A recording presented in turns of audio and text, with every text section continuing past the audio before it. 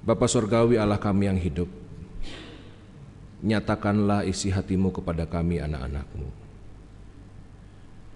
Kristus Sang Firman hidup bersabdalah,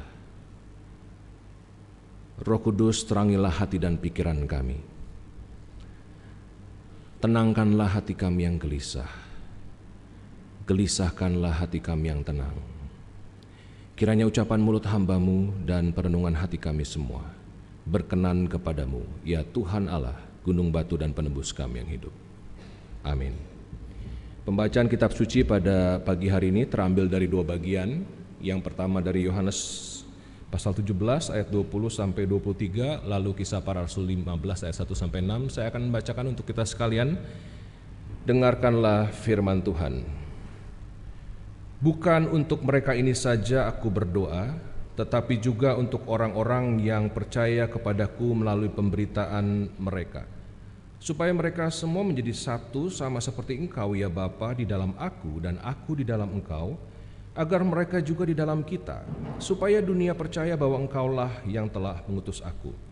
Aku telah memberikan kepada mereka kemuliaan yang Engkau berikan kepadaku, supaya mereka menjadi satu sama seperti kita adalah satu. Aku di dalam mereka dan Engkau di dalam aku, supaya mereka menjadi satu dengan sempurna, agar dunia tahu bahwa Engkau yang telah mengutus aku dan bahwa Engkau mengasihi mereka sama seperti Engkau mengasihi aku. Kisah Para Rasul 15 ayat 1 sampai 6. Beberapa orang datang dari Yudea dan mengajarkan kepada saudara-saudara seiman, jikalau kamu tidak disunat menurut adat istiadat yang diwariskan oleh Musa, kamu tidak dapat diselamatkan. Namun Paulus dan Barnabas dengan keras melawan dan membantah pendapat mereka itu. Akhirnya ditetapkan supaya Paulus dan Barnabas serta beberapa orang lain dari jemaat itu pergi kepada rasul-rasul dan penatua-penatua di Yerusalem untuk membicarakan persoalan itu. Mereka diantar oleh jemaat sampai keluar kota, lalu mereka berjalan melalui Fenisia dan Samaria dan menceritakan tentang pertobatan orang-orang bukan Yahudi. Hal itu sangat menggembirakan hati saudara-saudara seiman. Setibanya di Yerusalem, mereka disambut oleh jemaat, oleh rasul-rasul, dan penatua-penatua, lalu mereka menceritakan segala sesuatu yang Allah lakukan dengan perantaraan mereka. Namun beberapa orang dari aliran Farisi yang telah menjadi percaya berdiri dan berkata, orang-orang bukan Yahudi harus disunat dan diwajibkan untuk menuruti hukum Musa. Lalu bersidanglah rasul-rasul dan penatua-penatua untuk membicarakan persoalan itu. Berbahagialah setiap orang yang mendengarkan firman Allah dan yang memeliharanya.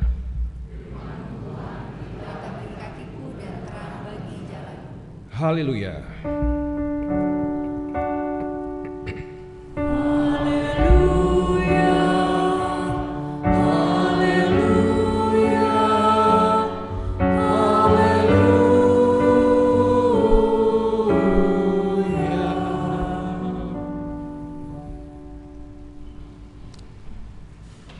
Shalom Bapak Ibu Saudara sekalian. Selamat pagi untuk kita yang beribadah di ruang ibadah ini maupun Bapak Ibu Saudara yang bergabung lewat kanal YouTube Gereja Kristus Bogor. Bolehkah slide-nya tolong ditampilkan? Ya Bapak Ibu Saudara, seperti sudah diumumkan beberapa waktu yang lalu, hari ini kita akan melaksanakan ibadah pengajaran. Ini pertama kali kita laksanakan Bapak Ibu, jadi kalau perhatikan tadi lagunya lebih pendek ya. Dan hari ini khotbahnya akan lebih panjang dari biasanya. Ya Bapak Ibu, apa sih bedanya begitu ya? Nah Bapak Ibu, hari ini kalau saya biasa membedakan antara ketika berkhotbah dan mengajar. Kalau khotbah itu akan lebih banyak proklamasi, sedangkan kalau mengajar itu akan lebih banyak informasi. Kalau khotbah akan lebih banyak refleksi, dan nanti kalau mengajar akan lebih banyak pengetahuan mungkin untuk Bapak Ibu, tetapi tentunya di akhir nanti saya akan suguhkan juga perenungan buat kita semua. Nah Bapak Ibu Saudara, dan setiap kali nanti ada ibadah pengajaran seperti ini Bapak Ibu, nanti di siang hari kita akan selalu melaksanakan Tetris. Main Tetris, seperti main Tetris ya Bapak Ibu Saudara ya. Teras Teologi Gereja Kristus. Kayak main Tetris kita menyusun balok-balok, kita menyusun pemahaman kita supaya pemahaman kita ini semakin utuh, semakin baik. Begitu ya. Jadi ada sesi lanjutan nanti jam 11.30. Bagi yang belum daftar nggak apa-apa, datang aja, paling nggak dapat snack nanti. It's okay. Itu sesi santai Bapak Ibu, kita kongko santai sambil ngobrolin teologi berhubungan dengan hari ini. Nah Bapak Ibu Saudara, ibadah pengajaran hari ini kita laksanakan dalam rangka memperingati 1700 tahun Konsili Nisea. Naon eta teh gitu ya. Nah Bapak Ibu, tahukah bahwa gereja, semoga tahu semua ya, kalau enggak harus ngulang kelas katekisasi. Gereja Kristus Bogor itu adalah bagian dari Sinode Gereja Kristus. Jadi Gereja Kristus itu tidak sendirian Bapak Ibu. Kita ada sebagai bagian dari Sinode Gereja Kristus. Berapa jemaat Sinode Gereja Kristus, ada yang tahu? Wah salah, belum update nih. Mantan penatua belum update. Ada satu lagi jadi 23. Betul. Terakhir 22 tapi 23 karena terakhir ada Gereja Kristus Cibubur Lewi. Lewi itu bukan kaum Lewi, bukan Bapak Ibu Saudara, itu tuh adalah apa ya singkatannya? Legenda wisata. Thank you Penatua Agus. Terakhir Cibubur Lewi. Jadi kita ada 23 jemaat yang bernaung di bawah Sinode Gereja Kristus. Dan Sinode Gereja Kristus itu ini website Sinode Gereja Kristus, ada kalau ada yang belum pernah lihat Bapak Ibu Saudara. Dan Sinode Gereja Kristus itu adalah bagian dari PGI. PGI adalah Persekutuan Gereja-Gereja di Indonesia. Ini adalah naungan dari gereja Protestan di Indonesia. Gereja Kristus termasuk salah satu anggota pertama dari PGI sebelum namanya, waktu itu namanya masih DGI, Dewan Gereja Indonesia. Sekarang namanya PGI, dan tanggal 25 Mei kemarin merayakan ulang tahun yang ke-75 tahun. Jadi naungan gereja Protestan di Indonesia itu ada di bawah PGI. Kalau pemerintah mau komunikasi dengan komunitas Protestan, maka hubungannya ke PGI, itu di level nasional. Di level kota ada yang namanya PGIS, Persekutuan Gereja-Gereja di Indonesia setempat. PGIS Kota Bogor, ketuanya adalah Pendeta Ruben Huta Galung, pendeta kita. Ya Bapak Ibu ya. Jadi Gereja Kristus Bogor bagian dari Sinode Gereja Kristus. Dan Sinode Gereja Kristus bagian dari Persekutuan Gereja-Gereja di Indonesia. Ini komunitas Protestan di Indonesia. Nah, PGI bagian dari World Council of Churches atau Dewan Gereja Dunia. Ini ya, World Council of Churches. Ini sedunia jadinya, komunitas Protestan sedunia, sehingga PGI akan mewakili komunitas Protestan dari Indonesia ketika hadir di pertemuan-pertemuan World Council of Churches. Begitu ya, atau namanya DGD, Dewan Gereja Dunia. Jadi kita lihat ya Bapak Ibu ya, gereja kita ada di Siliwangi, tapi bagian dari tubuh Kristus yang lebih luas. Sinode, PGI, Dewan Gereja Dunia, World Council of Churches. Nah, World Council of Churches memperingati Konsili Nisea tahun ini 2025 yang ke-1700 tahun. Nah, yang memperingati ini bukan hanya komunitas Protestan sedunia Bapak Ibu, tetapi komunitas gereja ortodoks pun, kalau kita lihat nih ya, ini website resminya, ini Ortodoks Rusia, 1700 tahun konsili ekumenikal pertama di Nisea. Gereja ortodoks tenaon, kalau nggak tahu nanti datang setengah 12. Saya akan jelaskan apa itu gereja ortodoks ya Bapak Ibu ya. Di Tetris saya akan bahas, tapi saya nggak akan bahas di sini. Jadi nanti ada sesi tambahan, informasi lebih lanjut. Nah, selain gereja ortodoks, gereja Katolik pun memperingati Konsili Nisea yang ke-1700 tahun dengan mengeluarkan sebuah dokumen. Ini kalau dilihat, ini website resminya Vatikan, Bapak Ibu bisa googling nanti. Mereka mengeluarkan satu dokumen dalam rangka peringatan 1700 tahun ya Konsili Nisea. Ini dari komisi teologinya Vatikan mengeluarkan dokumen ini, Jesus Christ Son of God Savior. Nah Bapak Ibu, bahkan media yang tidak ada hubungannya sama agama, National Geographic, itu mengangkat satu artikel tentang Konsili Nisea. Ini baru nih 30 Mei ya, beberapa hari yang lalu. 30 Mei, walaupun judulnya agak nakal, dibilang konsili yang rame, hiruk pikuk katanya begitu ya. Tetapi ini menggarisbawahi betapa pentingnya peristiwa ini 1700 tahun yang lalu. Sehingga komunitas Protestan memperingati, komunitas Katolik, komunitas gereja ortodoks, bahkan disoroti oleh orang luar komunitas Kristen, bisa dibilang begitu. National Geographic menyoroti Bapak ini konsili yang penting sekali begitu ya. Nah, apa sih itu konsili? Ini adalah sebuah, ada yang pernah ke Vatikan Bapak Ibu? Belum ya, saya juga belum pernah sih. Tapi ini katanya salah satu fresko atau lukisan dinding di Vatikan yang menggambarkan suasana konsili Nisea tahun 325. Jadi tahun ini tuh tepat 1700 tahun. Konsili teh naon gitu ya. Konsili itu gampangnya adalah rapat atau sidang membicarakan hal-hal teologis, begitu hal-hal teologi. Konsili itu membahas diskusi-diskusi teologi yang dilakukan oleh para pemimpin gereja. Nah, ini Konsili Nisea tahun 325 Bapak Ibu Saudara dihadiri, kalau di catatan sejarah gitu ya, salah satu sejarawan Kristen namanya Eusebius mencatat ada 250 pemimpin gereja yang hadir. Tapi catatan lain ada yang bilangnya 300. Nggak penting jumlahnya berapa pastinya, cuma yang pasti konsili ini kenapa penting? Karena ini dihadiri oleh perwakilan dari seluruh pemimpin gereja dari berbagai tempat pada waktu itu. Yang mengaku diri Kristen pemimpinnya hadir terwakili di situ Bapak Ibu Saudara di konsili itu, begitu ya. Nisea itu di mana sih? Supaya kita kebayang gitu ya. Kalau kita ada di sini, Nisea itu ada di Turki Bapak Ibu. Ada di Turki, begitu ya. Jadi nanti kalau mau mungkin jalan-jalan ke Turki, boleh lihat situs-situs bersejarah. Banyak situs bersejarah berkaitan dengan kekristenan di Turki Bapak Ibu. Di sini nama kotanya itu adalah Iznik sekarang, kota Iznik. Dulu itu Nisea, begitu ya, supaya kita kebayang. Nah, Bapak Ibu, ini Konsili Nisea diselenggarakan pada tahun 325, dicatat awalnya itu tanggalnya tepatnya dimulainya persidangan itu tanggal 20 Mei 325 gitu ya, dan itu berlangsungnya sekitar sebulan lebih sampai akhir Juni atau bahkan ada yang bilang sampai awal Juli begitu. Nah, konsili ini tuh diinisiasi oleh Kaisar Romawi pada waktu itu yang namanya Konstantin, atau disebutnya di Indonesia biasanya Konstantinus ya. Konstantinus. Jadi ini dia yang panggil nih para pemimpin gereja, kumpulin. Bukan cuma dipanggil, dibiayain Bapak Ibu. Jadi dibiayain tuh buat bersidang gitu ya. Dihadiri sekitar 250-300 pemimpin gereja. Konteksnya kenapa sih sampai Konstantin itu ngumpulin para pemimpin gereja pada waktu itu?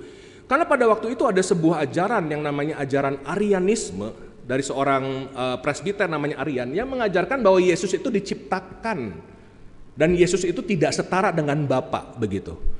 Nah, ini jadi polemik di kalangan komunitas Kristen pada waktu itu begitu ya. Tentu kalau dari sisi politis ini kan Kaisar Konstantin ya, Bapak Ibu. Nah, nanti lebih lanjutnya di Tetris ya, Bapak Ibu ya. Tapi singkat cerita, sebelum zaman Konstantin kekristenan itu komunitas yang sangat minoritas begitu. Tetapi mulai berkembangnya ketika Konstantin berkuasa sebagai Kaisar Romawi. Makin besar begitu ya kerajaannya, ada kerajaan Roma bagian barat, Roma bagian timur, kekristenan juga seperti itu, makanya ada gereja bagian barat, gereja bagian timur, kita akan bahas lebih lanjut nanti siang. Nah, ketika gereja itu bergejolak akibat Arianisme, maka politik pun tidak stabil bukan? Ya, jadi tampaknya itu yang mendorong Konstantin juga untuk menyelenggarakan konsili ini. Ada kaitannya sama stabilitas politik begitu. Nah, dikumpulkanlah pemimpin gereja ini, dan ini menjadi tonggak penting karena ini adalah konsili ekumenis pertama Bapak Ibu Saudara yang diakui oleh semua gereja. Tadi ya kita lihat gereja Protestan, gereja Katolik, gereja Ortodoks, dan ini yang melahirkan pengakuan iman Nisea yang kita kenal dengan pengakuan iman Nisea. Ini pengakuan iman yang sangat penting sekali, yang kemudian disempurnakan isinya di dalam Konsili Konstantinopel tahun 381. Makanya seringkali disebutnya pengakuan iman Nisea Konstantinopel gitu ya. Kenapa? Karena memang disempurnakan isinya, dilengkapi misalnya tentang poin tentang Roh Kudus begitu ya. Di Nisea itu hanya kami percaya kepada Roh Kudus aja, tetapi di Konstantinopel dilengkapi lagi. Nanti kita akan ucapkan nih selama bulan Juni. Pengakuan iman kita tidak pakai pengakuan iman rasuli, tetapi kita pakai pengakuan iman Nisea Konstantinopel. Biasanya kalau orang bilang pengakuan iman Nisea itu sudah otomatis berarti maksudnya pengakuan iman Nisea yang disempurnakan di Konstantinopel. Jadi Nisea Konstantinopel begitu ya. Nah, ini sedikit pembanding aja Bapak Ibu supaya kita tahu, supaya kita paham. Antara pengakuan iman rasuli, by the way ini pengakuan iman ya. Karena saya masih suka dengar orang Kristen ngomong pengakuan imam. Bukan pengakuan imam Bapak Ibu Saudara, ini pengakuan iman rasuli. Kenapa disebut rasuli? Karena ajarannya berdasarkan ajaran para rasul disebutnya. pengakuan iman rasul yang kita ucapkan setiap minggu. Nah, catatannya begini Bapak Ibu, sebetulnya pengakuan iman rasul yang kita punya itu usianya itu lebih muda dibanding pengakuan iman Nisea. Jadi yang kita punya sekarang pengakuan iman rasuli itu teksnya dalam bahasa Latin itu baru final itu abad ke-8. Sedangkan pengakuan iman Nisea itu di abad ke-4. Jadi lebih tua pengakuan iman Nisea usianya Bapak Ibu Saudara gitu ya dokumennya. Dan sayang ini terlalu kecil dan saya nggak bisa highlight begitu ya. Tapi sebagai kalau Bapak Ibu nanti bisa lihat side by side gitu ya. Pengakuan iman Nisea itu lebih lengkap Bapak Ibu. Contohnya ngomongin Yesus. Ngomongin Yesus pengakuan iman rasul ngomongnya apa? Dilahirkan, dikandung dari anak apa? Kudus, lahir dari anak darah Maria gitu ya. Terus apa lagi? Disalibkan, mati, dikuburkan, terus turun ke naik surga, akan datang kembali gitu ya. Nah itu di dalam istilah teologinya itu hanya ngomongin sebenarnya karyanya Kristus. Hanya karyanya aja fokus. Tetapi kalau di Nisea nanti disebut tuh Yesus itu adalah Allah dari Allah dan seterusnya begitu ya. Jadi menegaskan identitasnya. Jadi bukan cuma ngomongin event atau pelayanan Kristus, tetapi ngomongin pribadi Yesus itu dibicarakan. Siapa sih sebenarnya Yesus itu? Nah kalau kita lihat konteks sejarahnya, jadi kita paham kenapa itu dibicarakan dan begitu penting. Karena ada konteks kontroversi atau polemik Arian pada waktu itu. Sehingga butuh ditegaskan siapa Yesus itu di dalam pengakuan iman ini. Kayak Roh Kudus, pengakuan iman rasuli, Roh Kudus apa? Aku percaya pada enggak, tentang Roh Kudus apa isinya? Itu mah gereja. Roh Kudus. Aku percaya kepada Roh Kudus, titik, udah. Terus Roh Kudus siapa? Enggak ada penjelasannya ya. Tapi nanti kita lihat di pengakuan iman Nisea ada penjelasannya. Roh Kudus itu siapa? Allah. Dan dia harus disembah, begitu. Ada penegasan yang lebih lengkap. Nah, saya sekalian mau kasih challenge nih ke Bapak Ibu gitu ya. Mumpung kita lagi dalam peringatan 1700 tahun Konsili Nisea, gimana kalau bulan ini kita ngafalin pengakuan iman Nisea? Bareng-bareng sama saya, kita ngafalin ya Bapak Ibu ya. Banyak kok teksnya begitu ya, supaya kita bisa lebih paham lagi. Nah, Bapak Ibu, ini jadi catatan aja ya supaya kita paham. Pengakuan iman rasuli ini tidak diakui oleh gereja timur atau gereja ortodoks. Nih pengakuan iman rasuli yang kita pakai sekarang ini. Kenapa? Karena itu bukan hasil konsili. Beda sama pengakuan iman Nisea. Kalau pengakuan iman Nisea itu diakui karena itu hasil dari konsili ekumenis. Jadi Katolik mengakui, gereja Ortodoks mengakui, gereja Protestan semua mengakui Bapak Ibu Saudara. Karena itu hasil dari konsili ekumenis melibatkan semua pemimpin gereja. Sedangkan kalau pengakuan iman itu hanya gereja barat saja waktu itu. Gitu. Karena kalau ditelusuri juga akarnya ini pengakuan iman dari gereja di Roma. Yang ini pengakuan iman rasuli. Jadi tidak diakui. Nah, kalau Bapak Ibu yang jeli makanya gitu ya. Kita mulai mengkoreksi juga nih dalam pengakuan iman. Di dalam pengakuan iman rasuli kita tidak lagi menyebut, biasa suka ngomong gini, bersama gereja di segala abad dan tempat begitu ya, kita mengikrarkan. Ketika pengakuan iman rasuli kalau kita ucapkan itu sebenarnya kurang tepat. Kenapa kurang tepat? Karena ada satu gereja yang tidak mengakui, yaitu gereja Ortodoks. Paham Bapak Ibu maksud saya ya?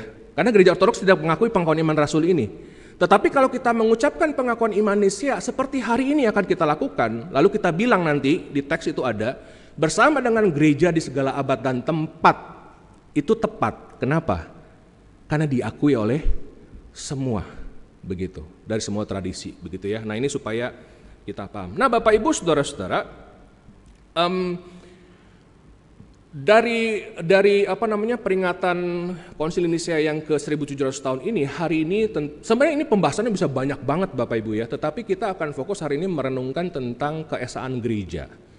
Gereja di salah satu pengakuan iman, di salah satu kalimat pengakuan iman Nisea itu ada dikatakan, kami percaya kepada satu gereja yang kudus, atau Katolik, nanti saya jelaskan apa maksudnya, dan rasuli, begitu ya. Nah kita akan merenungkan ke arah sana. Melalui Konsili Nisea Bapak Ibu Saudara, kita itu diajarkan bahwa ketika gereja menghadapi perbedaan pendapat, maka panggilannya itu adalah untuk duduk bersama, berdiskusi, berdoa dan mencari kehendak Allah. begitu. Duduk sama-sama, saling mendengarkan, diskusi, berdoa, mencari kehendak Allah. Nah, ini yang sudah diteladankan oleh para rasul, Bapak Ibu. Tadi kita baca ya di Kisah Rasul 15 ayat 1 sampai 6. Apa yang terjadi? Bapak Ibu ikut pembacaan tadi? Apa yang terjadi sih di Kisah Rasul 15? Ada sebuah polemik teologis. Ada sebuah perdebatan teologis di kalangan orang Kristen pada waktu itu. Jadi kita lihat ya, sejak lahirnya kekristenan Bapak Ibu, gereja itu memang pemahamannya tidak seragam. Ada kepelbagaian pemahaman, ada polemik. Nah, di konteks ini, Kisah Rasul 15 kalau Bapak Ibu ikuti pembacaan, polemiknya adalah masalah orang yang bukan Yahudi yang jadi Kristen. Murid Yesus itu awalnya semua orang-orang Yahudi, Bapak Ibu Saudara. Yesus sendiri orang Yahudi. Tapi lalu Injil diberitakan ke orang-orang bukan Yahudi, khususnya lewat Paulus, rasul buat orang yang bukan Yahudi.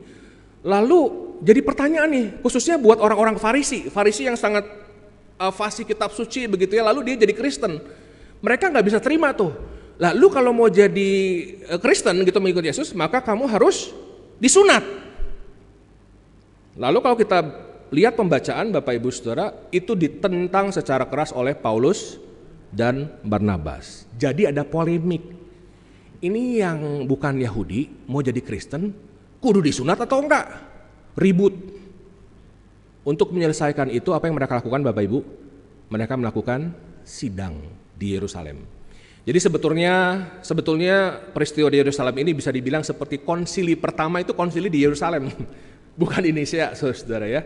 Itu di Yerusalem sudah terjadi sebuah konsili, sebuah diskusi para pemimpin gereja.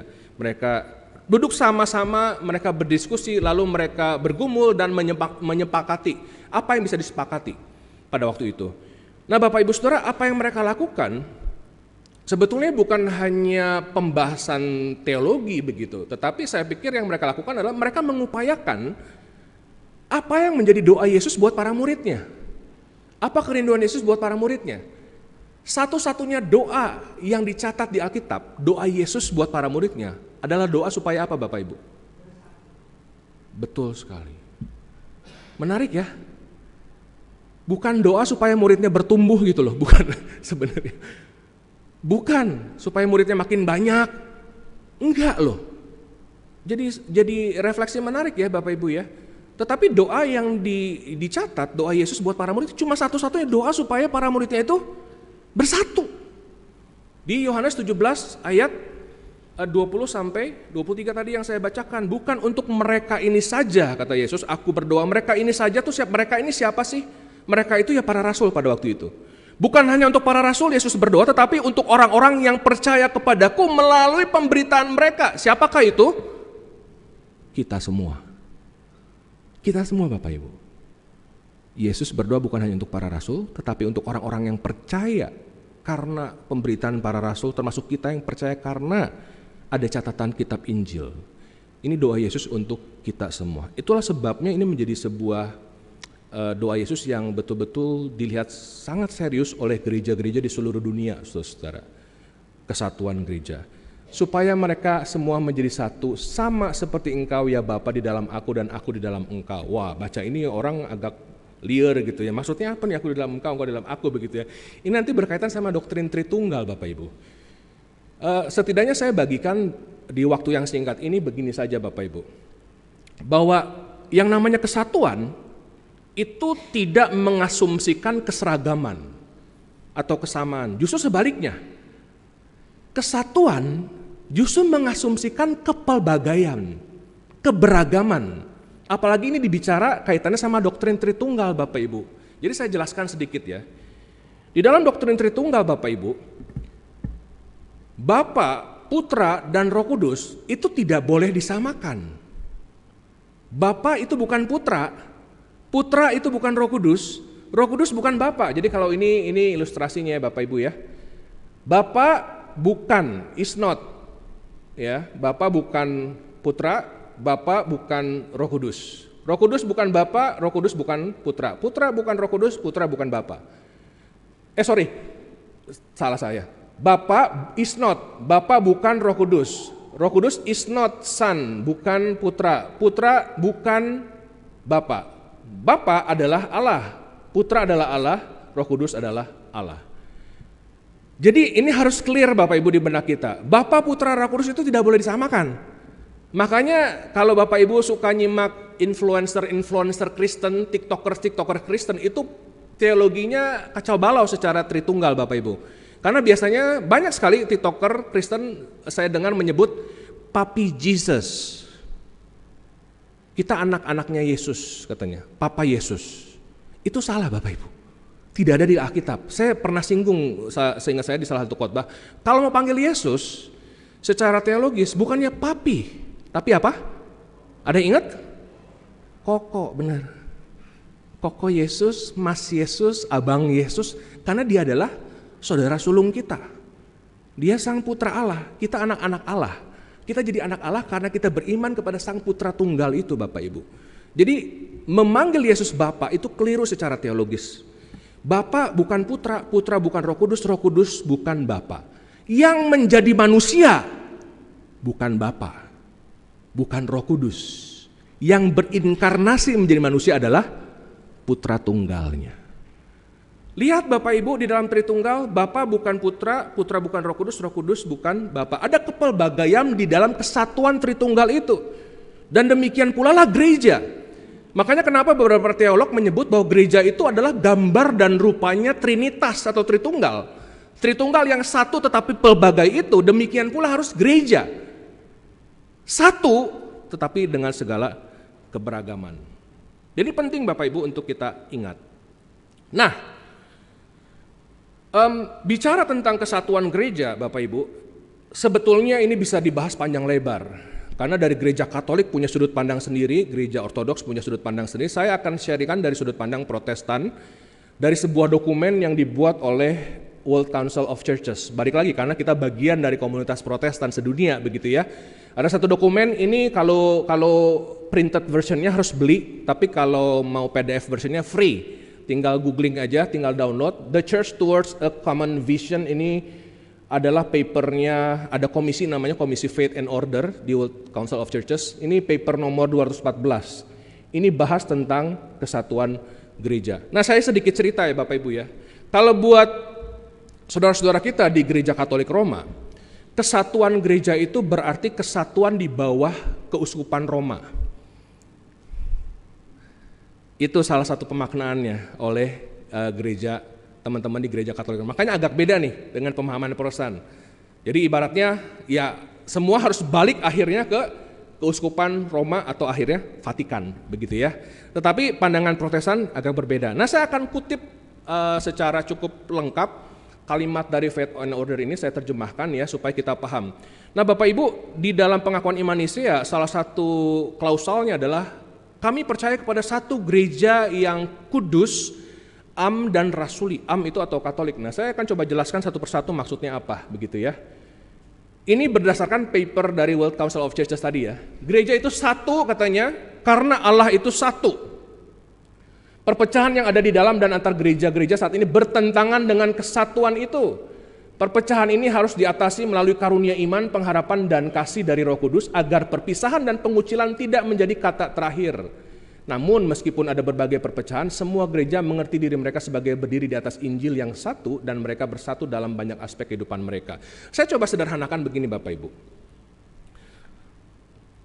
Kalau kita lahir di sebuah keluarga, kita punya ikatan biologis dengan orang tua, dengan saudara kandung. Saudara kandung ada yang akur? Ada. Ada yang jadi musuh bebuyutan? Ada. Sampai nggak ngomong segala macam ada, saudara kandung sampai begitu? Ada. Ikatan biologisnya putus tidak? Tidak. Sampai kapanpun tidak akan putus. Sekalipun mungkin saudara kandung ini nggak mau ngomong satu sama lain, tapi sampai kapanpun ikatan biologisnya tidak akan pernah putus. Nah Bapak Ibu, ini maknanya gereja yang satu.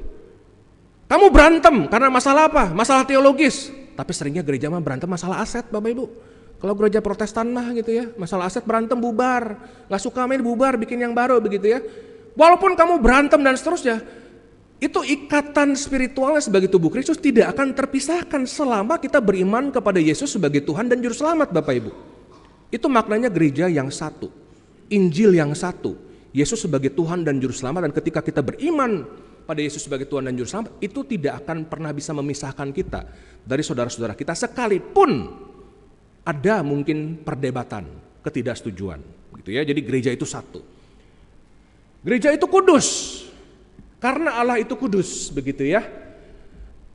Saya paling garis bawahi bagian akhir aja nih.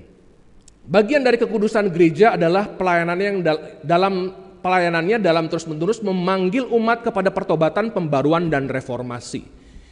Gereja eklesia dipanggil keluar dari kegelapan menuju terang Tuhan yang ajaib. Kita ada bukan hanya untuk kumpul-kumpul, Bapak Ibu Saudara, bukan hanya untuk nyanyi-nyanyi, bukan. Gereja ada dipanggil untuk hidup dalam pertobatan.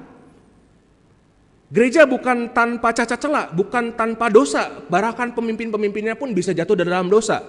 Tetapi kita dipanggil untuk terus hidup di dalam pertobatan, dan itulah esensi gereja. Kalau sampai gereja tidak hidup dalam pertobatan, maka dia berhenti jadi gereja, saudara. Mungkin itu jadi klub nyanyi aja, atau klub orang yang suka dengerin kata-kata motivator, pengkhotbah jadi kayak motivator, saudara. Jadi gereja yang kudus, gereja dipanggil, gereja yang satu itu untuk hidup dalam pertobatan. Dan tentunya ini berlaku sama untuk tradisi manapun. Gereja Protestan dipanggil untuk hidup dalam pertobatan, gereja Katolik Roma dipanggil untuk hidup dalam pertobatan, gereja Ortodoks dipanggil untuk hidup dalam pertobatan. Begitu. Nah, saya nggak sebut gereja karismatik Pentakosta sebetulnya karena mereka itu anak-anak dari Protestantisme, begitu ya. Balik lagi, kalau penasaran nanti siang saya akan bahas, Bapak Ibu, di Tetris. Iklannya boleh juga ya, iklannya ya. Ya, berikutnya gereja yang satu, kudus, dan atau Katolik. Kata yang digunakan di dalam bahasa Inggris itu Katolik. Nah, kita perlu clear nih Bapak Ibu. Katolik itu bukan berarti gereja Katolik yang ada di seberang sana. Jadi kalau di dalam tulisan di dalam bahasa Inggris gitu ya, atau bahasa Indonesia biasanya ada Katolik itu huruf besar atau huruf kecil. Huruf besar itu berarti merefer kepada gereja Katolik Roma, makanya ada lanjutannya sebetulnya gereja Katolik Roma atau Roman Catholic biasanya. Gereja Katolik Roma. Kenapa itu disebut Roma? Nanti siang saya jelaskan, Bapak Ibu. Nah, Katolik yang kecil dari bahasa Yunani Katolikos itu artinya sebenarnya menyeluruh, utuh, universal, terbuka buat siapa saja, kira-kira gitu. Jadi gereja itu menerima siapapun, dari suku manapun, bukan hanya untuk orang Yahudi, bukan hanya untuk orang kulit putih, untuk semua orang, bukan hanya untuk orang kaya, tetapi untuk orang yang miskin, bukan hanya untuk orang yang tubuhnya lengkap, tetapi juga buat orang yang tubuhnya tidak lengkap, bukan hanya untuk orang yang mentalnya sehat, tetapi juga untuk orang yang punya masalah mental dan kejiwaan, terbuka untuk semua orang, Bapak Ibu Saudara. Karena Yesus datang ke dunia bukan mencari orang yang benar, tetapi mencari orang berdosa, dan semua orang. Itu maknanya gereja yang Katolik atau gereja yang Nah, semoga clear ya Bapak Ibu ya dengan istilah Katolik ini. Oh ya, by the way, nanti ada kesempatan Bapak Ibu untuk bisa bertanya langsung setelah khotbah ini. Itu di dalam ibadah pengejaran kita akan berikan waktu untuk tanya jawab, begitu ya. Nah, lalu gereja yang apostolik, dibilangnya kan kami percaya kepada satu gereja yang kudus, yang dan yang apostolik atau rasuli, begitu ya. Gereja itu apostolik atau rasuli karena mau menekankan apa sih Bapak Ibu Saudara? Rasuli atau apostolik itu setia pada ajaran para rasul, melanjutkan misi para rasul. Jadi gereja itu adalah memang gereja yang misioner. Gereja dipanggil untuk memberitakan Injil seperti para rasul, Bapak Ibu Saudara. Gereja tidak dipanggil untuk membuat dirinya gendut sendiri, begitu ya, tetapi kita dipanggil memang untuk memuridkan orang lain, memberitakan Injil. Kita sudah bahas itu selama 1 bulan kemarin ya, di bulan misi, dan itu maknanya gereja yang rasuli atau yang apostolik disebutnya. Nah,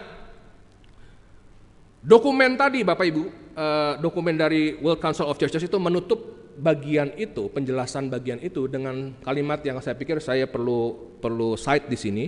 Dibilang bahwa gereja itu bukan sekedar kumpulan orang percaya, bukan. Kita kadang-kadang bilang gereja itu kumpulan orang percaya, begitu. Bukan sekedar orang percaya yang ingin berkumpul, itu bukan. Gereja pada dasarnya adalah persekutuan dalam Allah Tritunggal dan sekaligus persekutuan dari orang-orang yang mengambil bagian bersama dalam kehidupan dan misi Allah. Allah yang sebagai Tritunggal adalah sumber dan tujuan segala persekutuan. Dengan demikian gereja adalah realitas ilahi sekaligus manusiawi. Jadi itu bukan hanya karena kehendak bebas kita pengen berkumpul Bapak Ibu Saudara, tapi ada persekutuan yang hidup antara kita dengan Allah Tritunggal yang hidup itu. Itulah esensi dari gereja. Nah, kami percaya adanya satu gereja yang kudus dan am dan rasuli, begitu ya. Nah, Bapak Ibu, ketika mengucapkan ini, ingat ada konsekuensinya. Jadi jangan cuma mengucapkan doang ya Bapak Ibu ya. Kayak kita tiap minggu mengucapkan pengakuan iman rasul. Aku percaya kepada gereja yang kudus dan am. Bapak Ibu sadar nggak konsekuensinya apa? Ada konsekuensinya loh.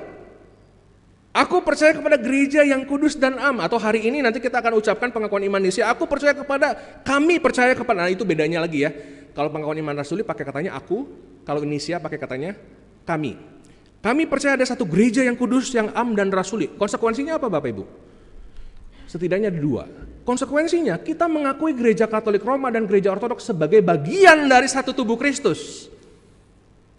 Itu konsekuensinya. Artinya mereka adalah saudara-saudara seiman kita. Walaupun kita memiliki perbedaan pandangan dalam hal-hal tertentu. Itu konsekuensinya Bapak Ibu. Jangan lupa itu. Jangan kita cuma mengucap saja aku percaya kepada gereja yang kudus. Gereja yang kudus itu gereja mana? Gereja Kristus Bogor doang? Enggak Bapak Ibu. Kalau nggak ada konsili Nisia 1700 tahun yang lalu, nggak akan ada gereja Kristus Bogor Bapak Ibu. Dari Nisia sampai ke Bogor. Kalau nggak ada konsili itu nggak akan ada gereja Kristus Bogor. Kita nggak akan pernah ada Bapak Ibu Saudara. Jadi kita perlu lihat pemahaman gereja yang lebih utuh, yang lebih luas. Lalu yang kedua Bapak Ibu, perbedaan pandangan teologis tidak bisa memisahkan kita dengan denominasi lain dari kesatuan tubuh Kristus, gitu ya. Tadi sudah saya pahami, jadi sudah saya jelaskan. Jadi kesatuan itu tidak mengasumsikan keseragaman, tetapi memang akan ada kepelbagaian. Nah, kadang-kadang ini Bapak Ibu, kita itu senang kalau ada di posisi yang paling benar gitu ya. Ya dong. Terus kan orang Kristen biasanya bilang, sola scriptura, balik ke Alkitab. Semua harus ada di Alkitab. Kalau nggak ada nggak kita lakukan, kira-kira begitu ya. Betul Bapak Ibu, semangat itu semangat yang betul. Namun kita juga harus ingat, kita ini orang berdosa. Kita ini orang berdosa yang bahkan bisa menggunakan ayat-ayat Alkitab untuk kepentingan kita. Sejarah gereja sudah berulang kali membuktikan itu terjadi Bapak Ibu. Bapak Ibu tahu politik apartheid di Afrika yang memisahkan antara orang kulit putih dan orang kulit hitam? Bapak Ibu tahu tidak? Pendukungnya adalah pemimpin-pemimpin gereja. Gereja Reform Belanda.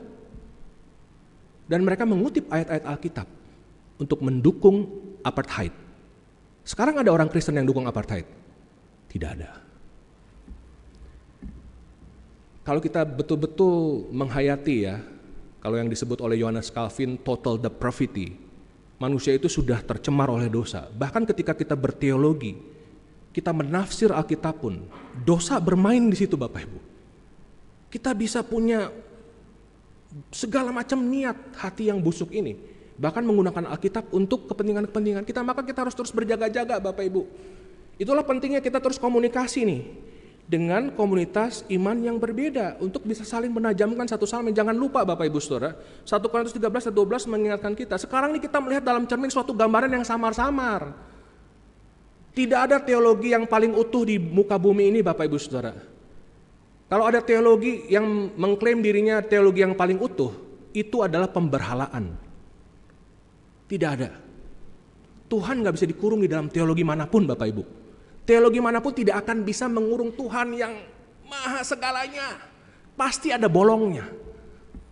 Kita harus ingat Bapak Ibu Saudara, kita ini manusia berdosa dan kita ini melihat itu di dalam gambar yang samar-samar saat ini. Nah karena itu Bapak Ibu Saudara, di dalam kita mengupayakan kesatuan gereja, di dalam kita, nah ini bagian refleksinya buat kita ya, setelah kita tahu semua itu maka so what gitu buat kita. Kita perlu menjalin relasi dengan komunitas gereja yang berbeda, dengan semangat ini Bapak Ibu Saudara, ini semangat yang seringkali dikumandangkan di dalam kita menjalani hidup ekumenis begitu ya, dengan berbagai gereja. In essentials unity, in non-essentials liberty, in all things charity. Di dalam hal-hal yang esensi kita harus bersatu, nggak boleh ada perdebatan. Di dalam hal-hal yang tidak esensial, kebebasan, free, gitu ya, bisa beragam. In all things charity, di dalam segala hal tunjukkanlah kebaikan atau kasih, begitu. Nah kadang-kadang yang jadi debat gini, loh kadang-kadang yang jadi perdebatan yang esensialnya itu berbeda. Buat saya itu esensial, buat dia enggak gitu ya. Boleh enggak Bapak Ibu, kita berpegang pada konsili saja. Kita berpegang pada konsili ekumenikal. Jadi yang paling esensi itu apa? Yang dituangkan di dalam pengakuan iman Nisea Konstantinopel. Itulah hal-hal esensi yang tidak boleh lagi kita perdebatkan. No debate. Kamu percaya itu enggak semua? Kalau kamu percaya itu semua, kamu adalah saudara dan saudari seimanku di dalam Tuhan Yesus Kristus. Itu hal esensi Bapak Ibu Saudara, yang diwariskan oleh gereja selama ribuan tahun. Non esensial apa? Bahasa roh misalnya. Yang ini ngotot harus ada bahasa roh. Yang ini wah bahasa roh udah berhentilah misalnya gitu ya. Nggak pernah dibicarakan di pengakuan iman ekumenis. Ya udah, nggak usah berantem Bapak Ibu begitu ya. Punya pengalaman masing-masing. Oke kita ngobrol aja. Kenapa sih? Perlu upayakan satu dialog kali ya, dialog yang bersahabat yang kita mau mendengar sebelum kita menghakimi orang tersebut sesatlah macam-macam ya. Sangat mudah Bapak Ibu. Kita menghakimi orang gampang banget sesat. Saya selalu bilang sebelum ngomong orang sesat, pastikan dulu kamu dengar dulu dia. Dengar dan pahami dulu orang itu. Jangan belum apa-apa, belum dengar, belum berusaha memahami, udah bilang sesat. Jangan-jangan kalau gitu kita yang sesat Bapak Ibu. Itu ya, kita perlu berhati-hati. Nah, peringatan Nisea bukan hanya sekedar peristiwa sejarah saya pikir Bapak Ibu Saudara. Justru peringatan 1700 tahun Nisea ini adalah sebuah undangan buat kita sebagai gereja. Maukah kita sebagai gereja menjadi jawaban doa Yesus hari ini untuk hidup sebagai satu gereja yang kudus dan yang dan yang rasuli. Tentu itu kerinduan saya, kerinduan kita Bapak Ibu Saudara, supaya Gereja Kristus Bogor juga terus mengupayakan itu. Kita terus memperjuangkan kesatuan tubuh Kristus sebagai satu gereja yang kudus, yang dan yang rasuli. Saya berikan kesempatan Bapak Ibu kalau mau bertanya. Kalau ada yang mau bertanya, ada mic juga kalau mau tanya langsung boleh, atau mau lewat menti boleh. Ini agak buram ya, saya buka aja di websitenya. Kita masih punya waktu. Kalau ada yang mau bertanya, Bapak Ibu bisa tanya lewat sini ya. Kalau ada yang malu langsung nih. Oke, kalau ada yang malu langsung boleh ke menti. Ya, mic-nya boleh tolong, ada satu di depan.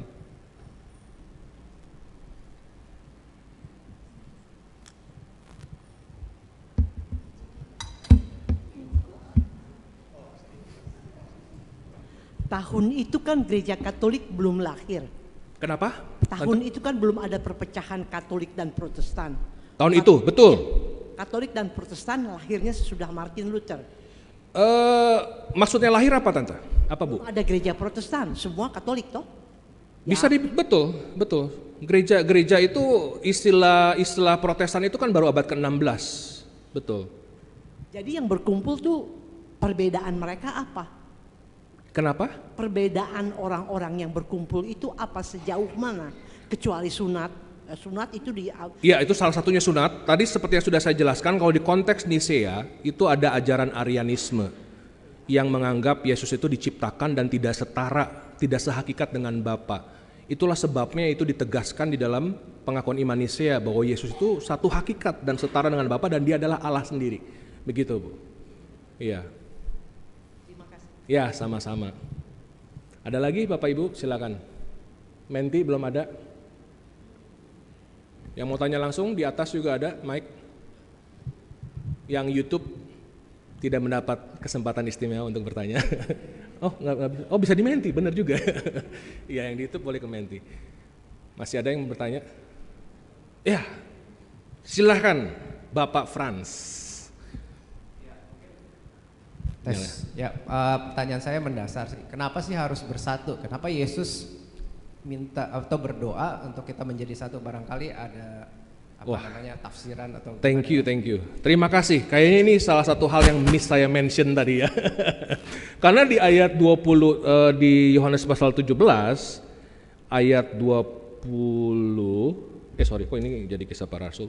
Itu ada di bawah supaya dunia itu melihat aku di dalam kamu seperti aku di dalam Bapa gitu. Jadi itu buat kesaksian kita.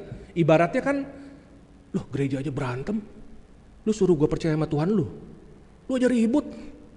Kira-kira gitu kali ya sederhananya ya. Lu aja ribut, gontok-gontokan. Bahkan, waduh kalau sejarah gereja yang kelam Bapak Ibu, di banyak negara di Eropa orang Protestan, Katolik bunuh-bunuhan. Itu kan ngeri sekali begitu ya. Ya gimana mau percaya sama Yesus sebagai Tuhan, lu aja bunuh-bunuhan pengikutnya. Sederhananya begitu kok. Jadi itu thank you udah tanya, karena tadi seharusnya saya mention, cuma kayaknya karena saya nggak lihat contekan jadi kelupaan tadi begitu ya. Tambah kacamata ketinggalan di rumah Bapak. Jadi rada baong gitu. Itu untuk kesaksian supaya dunia itu tahu begitu. Kita pengikut Kristus. Thank you sudah bertanya itu, jadi lebih clear. Masih adakah? No questions from the audience. Ya, masih ada, silakan.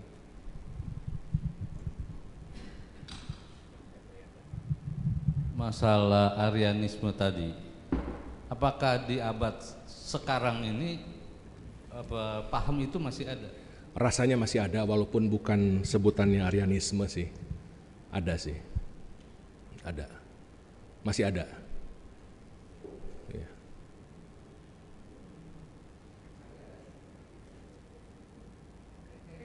Ada yang masuk. Oh, mungkin ini ada agak out of topic, tapi kok bisa ada gereja Protestan di Bogor yang nggak sama cara ibadahnya dengan gereja kita? Itu sebabnya apa ya? Nah, ini panjang lagi nih ceritanya nih ya. Jadi gini Bapak Ibu, thank you buat pertanyaan ini. Saya bingung harus mulai dari mana nih ya. Jadi dulu di abad pertengahan itu,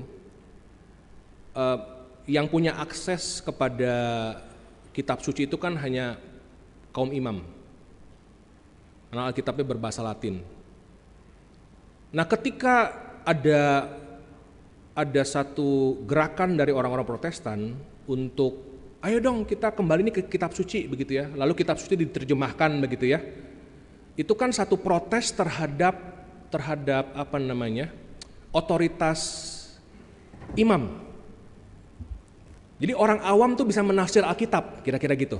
Jadi gue pengen baca sendiri nih ya, kan orang Protestan gitu, gue baca sendiri, Roh Kudus mencerahkan saya gitu, kira-kira gitu ya.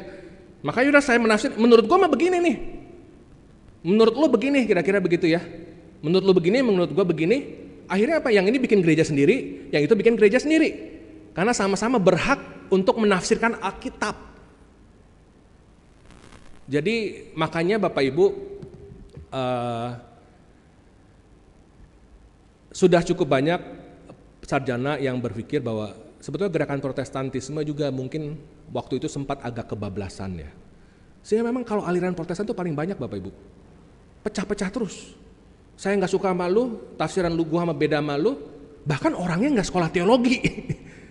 Lalu mengatasnamakan Roh Kudus, bisa menafsirkan Alkitab, dia bikin gereja sendiri. Bapak Ibu Saudara. Nah, inilah pentingnya makanya melihat gereja ini sebagai bagian yang utuh, kesinambungan begitu.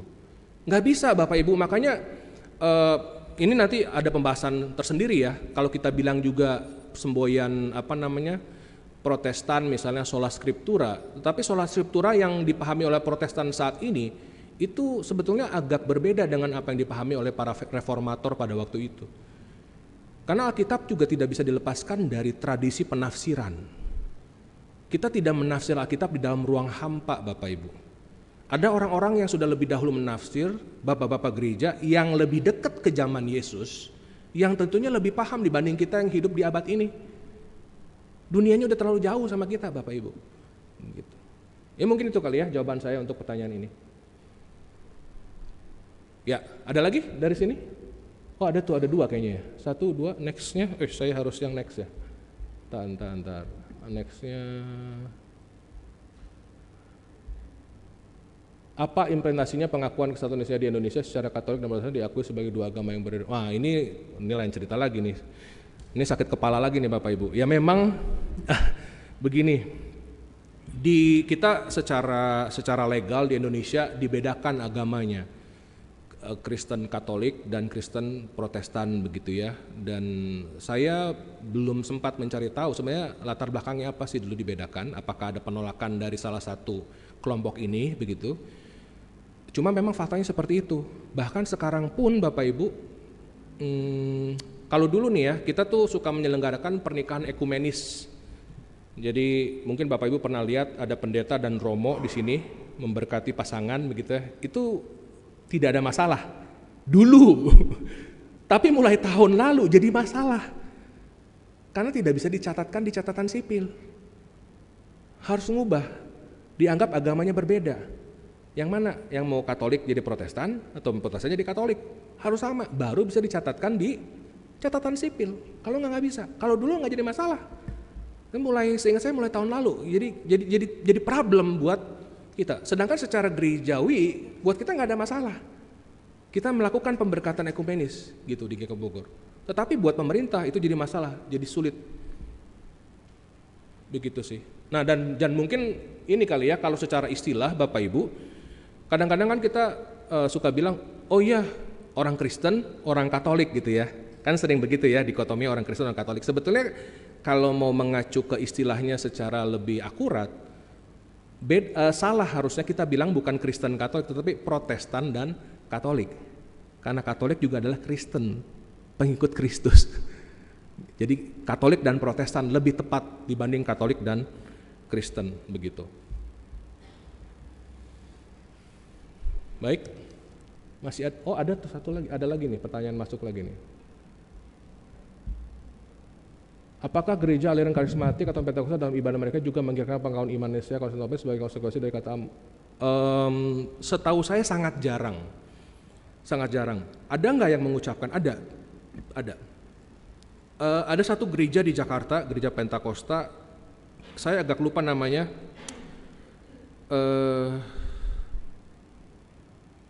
Waduh, udah usia ya Bapak Ibu ya, jadi kurang vitamin. Namanya lupa. Saya ingat pendetanya tapi lupa namanya.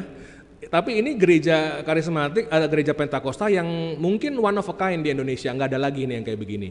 Ini gereja Pentakosta satu-satunya setahu saya di Indonesia yang mengikuti kalender liturgi gereja. Ada lagi nggak di Indo? Kayaknya nggak ada, cuma gereja ini. Maksudnya kalender liturgi gereja itu apa? Masa Advent misalnya. Bapak Ibu boleh tanya ke teman-teman karismatik, ke teman-teman Pentakosta, naon Advent? Tanya orang gitu. Prapaskah? Nggak paham gitu. Padahal itu adalah identitas kekristenan Bapak Ibu Saudara, kalender liturgi itu. Nah tetapi gereja Pentakosta ini di Jakarta, saya lupa nama gerejanya, ingat pendetanya, ingat mukanya, ingat namanya, tapi lupa nama gerejanya. Itu ada gereja Pentakosta di Jakarta begitu. Tapi mayoritas rasanya tidak mengucapkan, dan biasanya sih di ibadah minggu juga biasanya tidak diucapkan tuh pengakuan iman rasuli itu begitu. Biasanya seperti itu. Tapi catatannya begini kali ya Bapak Ibu, walaupun tidak mengucapkannya, bukan berarti teman-teman kita di gereja Pentakosta mereka tidak percaya, bukan berarti tidak percaya. Saya yakin mereka percaya itu, hanya tidak mengucapkannya saja di pertemuan ibadah mingguan, begitu. Kira-kira. Oke. Ada lagi? Oh ya, mic-nya ada? Iya. Ini Boksu, kenapa di pengakuan iman rasuli itu nggak diakui nama gereja ortodoks, padahal kan sarua keneh gitu sebenarnya intinya, cuman kan yang Nisea itu teh panjangnya hese ngapal ke anak mun rasuli mah ada. Balik deui eta teh soalna pengakuan iman rasuli kan baru abad ke-8. Jadi dianggapnya bukan hasil dari konsili. Dianggapnya bukan hasil konsili. Yang hasil konsili kan pengakuan iman Nisea ini gitu. Betul memang secara memorization gitu kita lebih gampang ingat yang pengakuan iman rasuli, tentunya lebih pendek gitu, simple lah. Tapi ya kalau ngomongin kelengkapan ya yang Nisea sih. Jadi balik lagi, kenapa tidak? Karena dianggap bukan hasil konsili. Iya. Late gitu ya. Iya. Mungkin yang lain dulu Bu ya. Ada yang lain yang belum tanya sebelum nanti yang sama menanya. Masih ada bukan di slide? Oh, waduh, tiba-tiba jadi 6 nih. Saya mah sampai jam 12 siang juga saya ladenin Bapak Ibu. Kalau masih betah. Menindaklanjut pertanyaan Ibu yang pertama tadi, belum ada Protestan. Artinya yang hadir hanya gereja Katolik dan Ortodoks. Bahkan sekarang ternyata ada 2 paus di dunia, Vatikan, ya memang Protestan belum ada. Iya, ya dibilang belum ada juga. Maksudnya secara institusi, karena gini Bapak Ibu ya, Martin Luther, salah satu tokoh reformasi Protestan, tidak pernah berniat keluar dari gereja Katolik Roma loh. Tidak pernah berniat. Yang dia inginkan adalah gereja Katolik pada waktu itu yang mereformasi diri begitu. Mari kita berdiskusi, mungkin ada penyimpangan-penyimpangan pada waktu itu, makanya dia menempelkan 95 dalil itu di gereja Wittenberg di Jerman. Nanti siang saya jelasin lebih lanjut ya. Dan dia ingin gereja bebenah diri begitu. Jadi tidak ingin mendirikan gitu ya, katakanlah gereja Protestan gitu. Jadi kalau dibilang yang hadir hanya gereja Katolik dan Ortodoks, ya kalau dibilang secara institusinya ya seperti itu. Cuma kan kita kan berkaitan dengan ajaran para rasul gitu. Jadi kita juga menghayati bahwa ya hubungan kita sama ajaran rasuli begitu. Paham ya Bapak Ibu ya? Jadi kan berdasarkan ajaran Yesus, ajaran rasuli begitu, hubungannya ke sana, ke lebih jauh lagi. Yang kelima, jika tidak ada teologi yang sempurna, apakah pengakuan iman juga mungkin tidak sempurna? Jika iya, mengapa? Wah, ini good question nih, very good question begitu ya. Apakah pengakuan iman Konsil Nicea juga mungkin tidak sempurna? Jika iya, mengapa esensial? Karena itu yang sudah disepakati oleh para pemimpin gereja pada waktu itu secara global, dan yang itu sekali lagi konsili ekumenis pertama Bapak Ibu yang dilakukan, yang secara usia juga paling dekat ke zaman Yesus. Warisan kita hanya itu begitu, dan itu yang kita punya. Mungkin tidak sempurna, pasti tidak sempurna dalam arti itu tidak utuh menggambarkan Tuhan yang kita kenal Bapak Ibu. Tidak utuh menggambarkan Tuhan yang kita kenal. Ketika kita berteologi, kita harus pahami Bapak Ibu, teologi itu pasti ada batasnya. Rasionalitas manusia itu ada batasnya begitu. Nggak bisa memahami sepenuhnya Allah. Bahkan misalnya memahami Allah Tritunggal. Apakah kita bisa tuntas memahami Allah Tritunggal? Nggak bisa. Kita akan punya dasar-dasar rasional untuk memahami Tritunggal begitu ya. Punya misalnya penjelasan-penjelasan logis. It's okay, tapi apakah itu bisa memahaminya secara full, sempurna? Pasti enggak. Tidak ada. Tidak ada penjelasan yang sempurna. Sedikit keluar dari topik, apakah hasil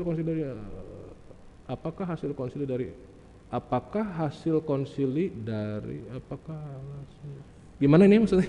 Sedikit keluar, apakah hasil konsili dari apakah alasan orang tidak? Oh, mungkin yang sidang Yerusalem kali ya. Ya akhirnya kan ya tidak perlu disunat. Makanya kan Paulus kan ngomonginnya tentang sunat hati itu. Bukan sunat fisik ya, tetapi ngomonginnya sunat hati. Karena itu hanya tanda lahiriah saja. Yang penting kan hatinya disunat begitu. Kayak seperti itu. Terakhir satu lagi mungkin dari sini kalau masih ada langsung. Wah, silakan mic-nya. Rupanya pada semangat tanya jawab ya. Saya mau tanya, apa baptis percik itu hasil dari Konsili Nicea juga? Karena yang sepengetahuan saya itu ada hubungannya dengan kebijakan dari Kaisar Konstantin katanya, yang saat itu setengah memaksa negara jajahannya itu, waktu itu Roma berkuasa banget, dikristenkan secara ini, dan itu simbolisnya itu katanya dibaptis percik, apa seperti yang saya pernah tahu seperti itu. Karena zamannya hampir sama, jadi saya menanyakan ini. Thank you. Saya coba buka dokumen nih ya.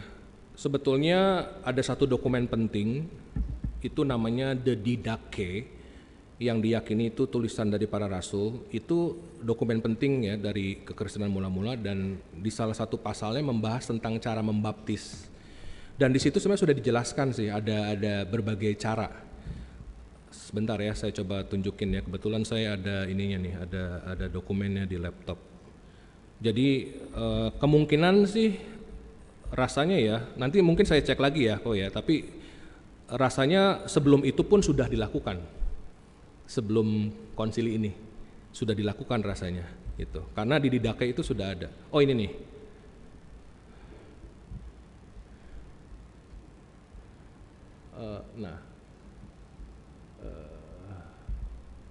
Ini ya, ini apa namanya, dari salah satu bab ke-7 dari dokumen namanya Didache tentang baptisan ya, sorry. Jadi mengenai baptisan, cara baptisnya gini katanya ya, baptisnya di dalam nama Bapa, Anak, Roh Kudus, di dalam air mengalir katanya ya.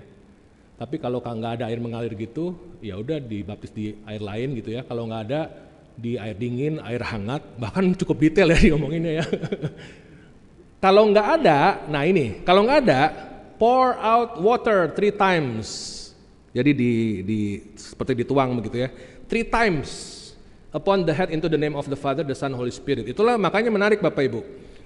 Kayak kalau baptis, saya mengikuti ini sebetulnya. Makanya kenapa di dalam nama Bapa, di dalam nama Anak, di dalam nama Roh Kudus. Jadi bukannya di dalam nama Bapa, Anak, dan Roh Kudus, tetapi di dalam nama Bapa, di dalam nama Putra, di dalam nama Roh Kudus gitu. Ini ada soalnya catatannya gitu. Nah cuma ini ya, ini juga ada nih, sebelum baptisan puasa. Apa perlu diwajibin ya yang minggu depan mau baptis ya? Suruh puasa dulu seminggu. Bahkan yang hadir suruh puasa Bapak Ibu. Suruh puasa dulu begitu ya, yang hadir di peristiwa baptis itu suruh puasa, bukan cuma yang dibaptis tapi yang hadir juga suruh puasa gitu ya. Nah, kira-kira gitu. Gitu ya, semoga jelas. Baik, Bapak Ibu, saya rasa saya harus cukupkan dulu sebelum kena omel bidang peribadahan ya. Baik. Satu dulu ya.